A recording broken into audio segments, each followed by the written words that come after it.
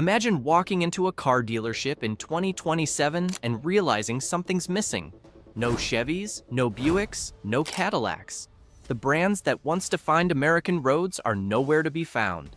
When you ask what happened, someone says, GM's gone. Sounds crazy, right?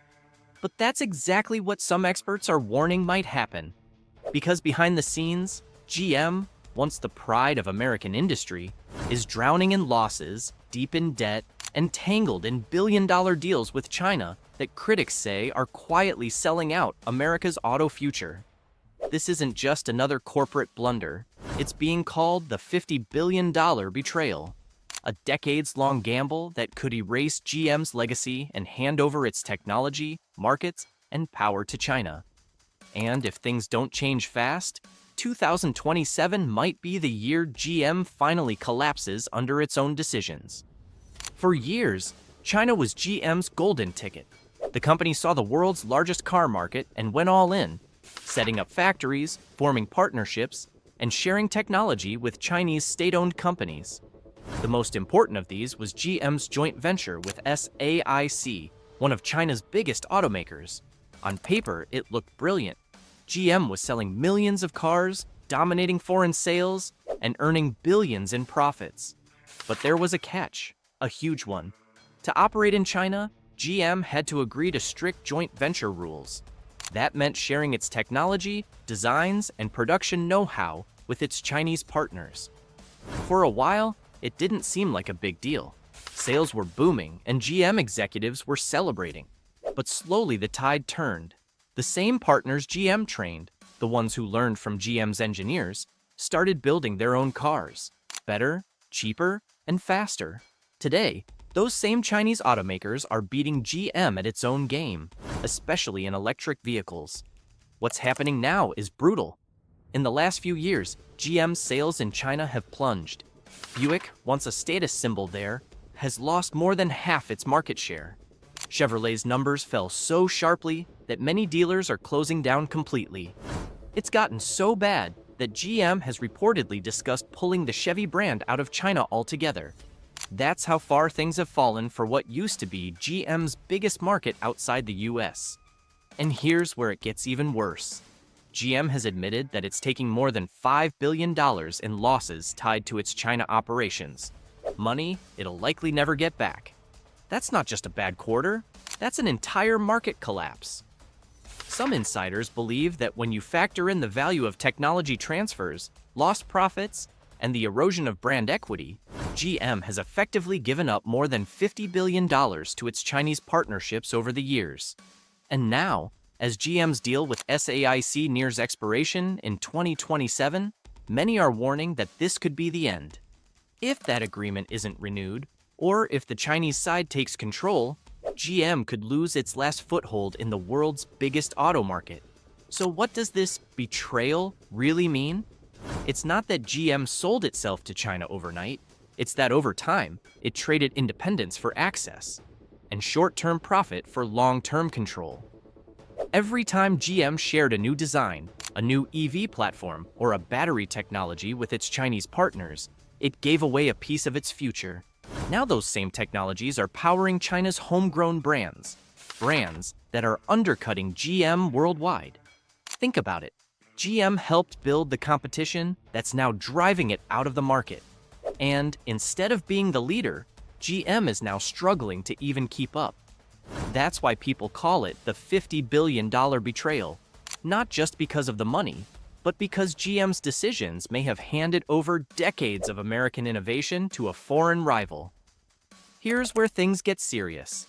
GM's joint venture deal with SAIC officially comes up for renewal in 2027.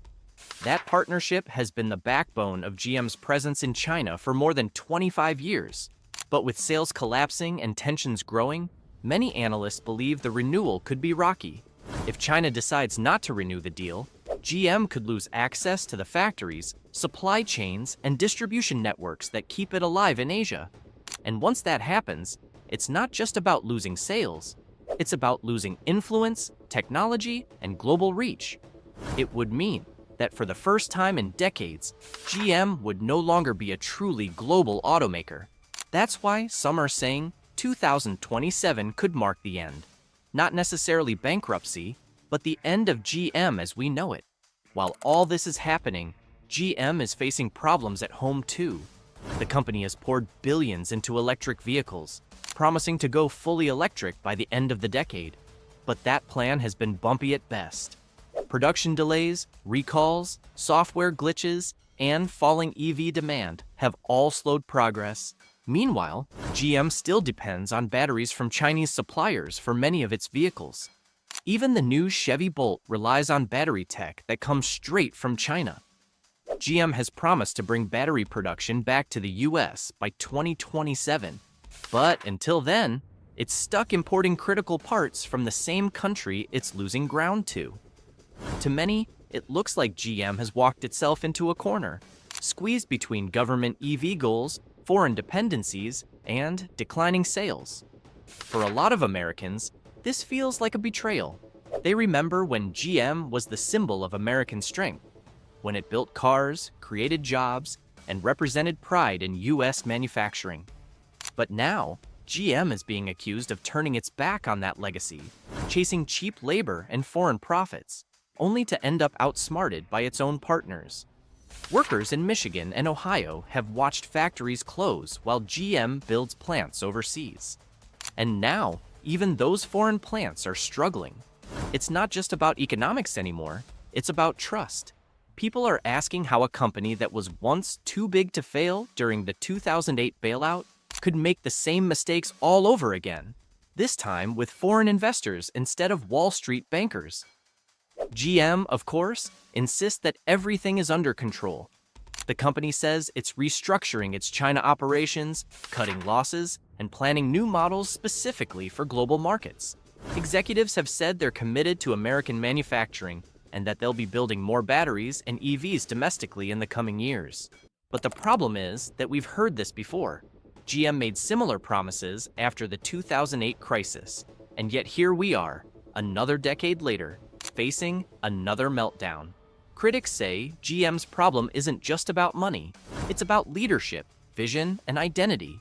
Somewhere along the way, the company forgot what made it great: innovation, pride, and loyalty to its workers and customers. Let's be clear, GM isn't going bankrupt tomorrow. But could the GM we know, the proud, independent American automaker, be gone by 2027? That's entirely possible. If GM loses control of its China operations, struggles to compete in the EV market, and keeps relying on foreign suppliers, it could end up being absorbed, merged, or simply fade into irrelevance. It wouldn't be the first time a major automaker disappeared. History is full of once mighty car companies that collapsed because they failed to adapt. GM is dangerously close to joining that list. Whether GM survives past 2027 depends on what it does next. It can keep doubling down on the same failed strategies, or it can finally put America first again. Rebuild at home, protect its technology, and remember who built it in the first place. Because if it doesn't, the next time you go car shopping, GM might just be another name in the history books. A company that sold its soul for short-term success and lost everything in the process. So, what do you think? Is GM's downfall inevitable, or can it turn things around before 2027? Drop your thoughts below, and if you want more deep dives like this, hit that like button and subscribe. Trust me, this story is only getting started.